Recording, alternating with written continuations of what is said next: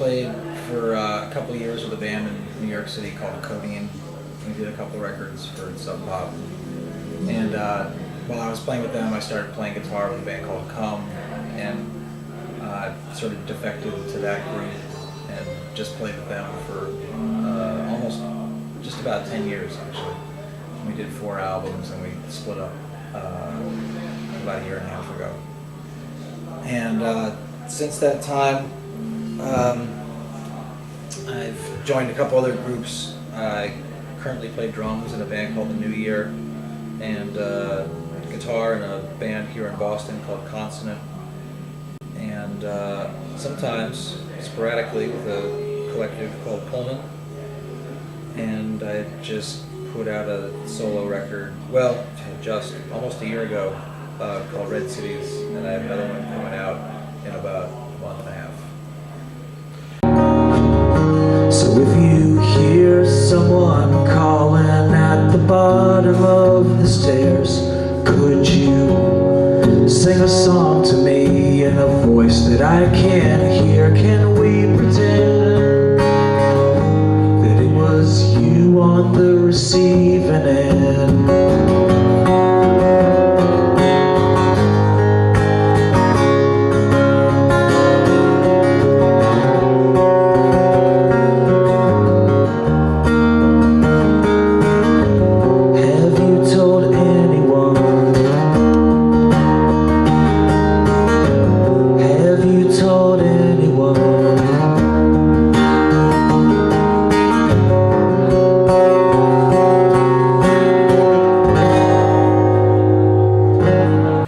Are you from New York, or where? No, where are you? Yeah, I grew up in and around New York. My dad lives in New York City, and my mom lives in Austin, which is about 40 miles north. And then I moved here to Boston about 15 years ago. What drew you to Boston? What's that? What drew you to Boston? Well, I went to college in Ohio, and when I finished there, I knew I wanted to be on the East Coast, but I was just kind of, like, I just felt an attraction to still be on the East Coast, but I was kind of burnt out on New York and wanted to try something different. And while I was in college, I played up here a couple of times, and it seemed cool. Sort of migrated with a little pack of people who all graduated at the same time. Quick wisdom from a cool recidivist who always hides his wrists and always getting lost where the stations get crossed. And in the summer of 1961, a new plan got hatched, and it shone like the sun.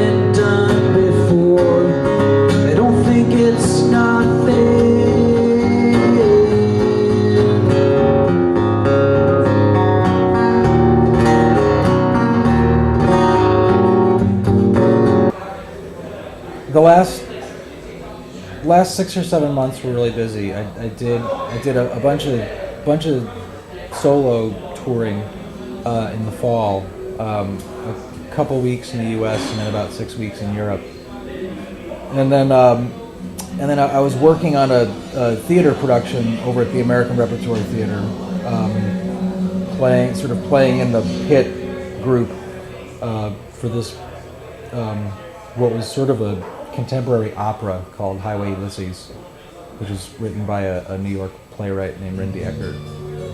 So, and that was with this group. I'm in another group I'm in called the Empty House Cooperative, who are sort of really sort of an improv-based group, but there was a score for this, and there was very precise parts and all that sort of thing. So that's like all I was really doing for a few months, was working on that. Recorded a new solo album and recorded a new Consonant record over the course of that as well. I just did some touring out on the West Coast. I was playing solo and opening opening for Betty Servier. And I'm doing these shows with these guys this week, and I'm going down to Texas this weekend. I'm going to do 3 shows with the new year. And we're going to record a new album in June, which should be out next February. And I'm going to be doing a bunch of touring in May and June, playing guitar with Evan Bando, who I've done some work with over the last year or so. And I played on 3 songs on his new record, and he sort of assembled a band and asked me if I would play guitar. So I'm going to do a bunch of stuff with him. I'm probably going to be opening on some of those shows as well, on the continent anyway.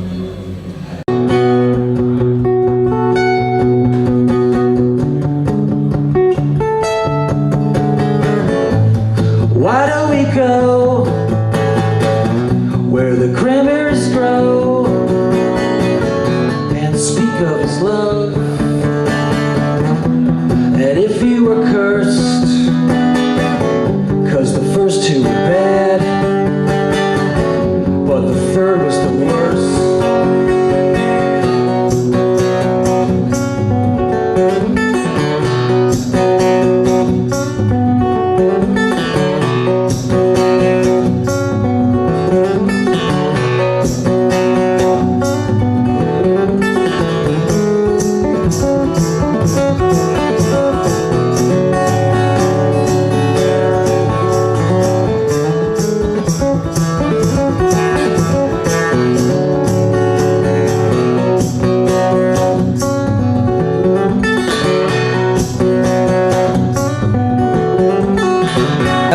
Consonant is a band with, it's me on guitar, a guy named Clint Conley from Mission to Burma playing guitar and singing, and he's the primary songwriter as well. He and a New York poet named Holly Anderson write a lot of the songs together. Winston Brayman plays bass. Matt Codeine plays drums. I have very little sense of how visible Fenway Recordings is, which is a local label that we're on. I mean, Clint has a really good job, and he has a couple of kids, and so he really isn't able to do a whole lot of touring. And a lot of the time that has been able to take off, he's been doing stuff with Mission to Burma.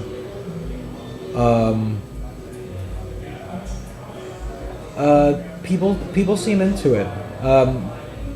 I think that our first record didn't come out all that great. It was the first thing we did. Like we didn't play any shows or anything. We recorded the record first, and I think maybe that wasn't the best idea, but we just recorded this new one, and I'm really happy with the way it came out. I think it's much more. I just think it's much better. So again, I don't know how much we'll be able to tour on it, and how much we'll be able to promote it.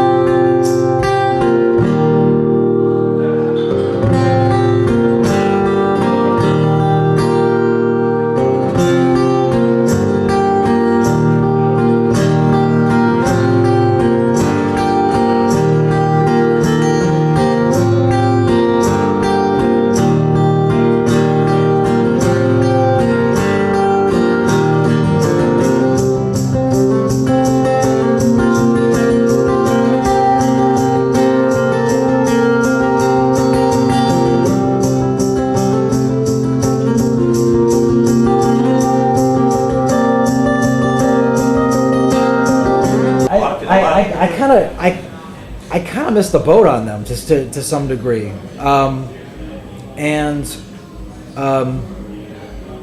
I think I was one of the people who thought Burma were cool, but I was really pretty specifically into Clint's songs. Like I thought, the handful of songs that he wrote for that band were the best things that they did. I don't think I really got it with the rest of their material until I saw them play on the reunion, and then I was like, then all their other stuff really kind of knocked me out. I met Clint like 12 or 13 years ago, just through mutual friends, and I knew that he had been in this punk band that did That's When I Reached for My Revolver, and I thought Academy Fight song was cool, but clearly he was out of the game, he was out of the rock game, he was still curious about things, but I just sort of took it for granted. I was like, well, he played in a band and then he got sick of it and got married and had kids, and that's totally fine. So when he approached me about doing something, I was just psyched because he was a friend of mine who, called me like very, kind of fevered and was like, I'm writing songs again. I don't know why. I don't know what's going on. And it was just kind of cool on a just as a friend. And Matt was bored and wanted to do something else. Well, like we were gonna, even before Clint called me, we had been saying we wanted to be somebody's rhythm section. Like Matt wanted to play drums and I wanted to play bass. And we would just be somebody's rhythm section. Complete opposite of the New Year. Yeah, exactly. Well, Matt's like this badass drummer. He's this really great drummer. So he wanted to play drums with somebody, and he and Clint like immediately hit it off really well. So Winston's a totally fun guy, great bass player. So it's a really fun band to play in. Like everyone and to travel with, and like everyone's like extremely even keeled and really easy to travel with. You think it's different because you guys are like, you're a new band, but you're all seasoned professionals. You've been doing this for, decades. Right. Does that make a difference, you think? I think so. Yeah. I think you just get more relaxed about things. Like I was just touring the West Coast with Betty Servier, and so I would do a set, and at some point during their set I'd play a couple songs with them. And Com and Betty Servier had toured together like 10 years ago. And we talked about it this time around, that we were just like, man, there's no way like back then like we could have like jammed with each other, like sat in with each other on each other's sets. We were all like so insecure and so nervous about what we were doing, and so the arrangements of songs were just set in stone, and now like everyone's much more relaxed about it. So yeah, I just think that's from being an old bastard, doing it long enough to just chill the fuck out.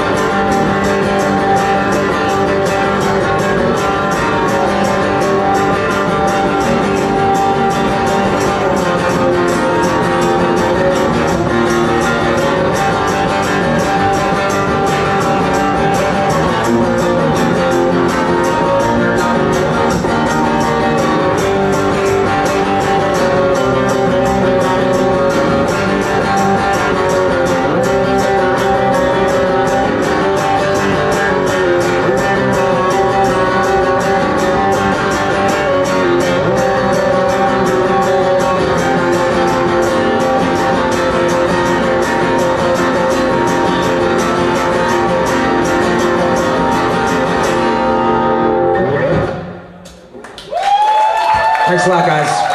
See you soon. Brokaw will be up next.